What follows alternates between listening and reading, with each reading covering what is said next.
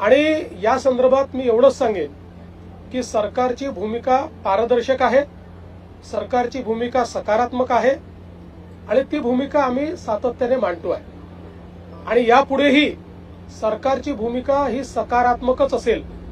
आमचं सरकार सर्व समाजाकरता सकारात्मक काम करणारं सरकार आहे।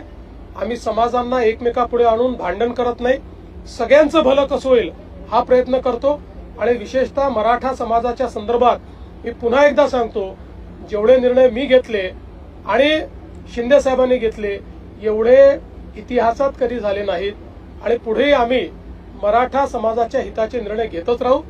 फक्त हे निर्णय घेत असताना देशाचं संविधान, देशाचे हायकोर्ट आणि सुप्रीम कोर्ट यांनी दिलेले निर्देश याचं मात्र पालन करावं लागेल।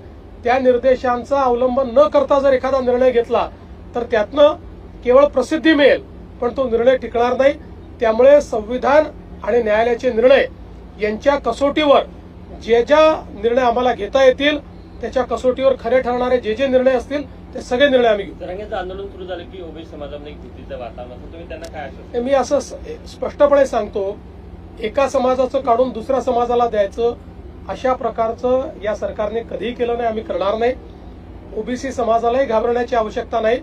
आम्ही मराठा समाजाचंही त्या ठिकाणी समाधान करू, त्याकरताही सगळे निर्णय आम्ही घेऊ, पण त्यावेळी ओबीसी समाजावर कुठलाही अन्याय आम्ही होऊ देणार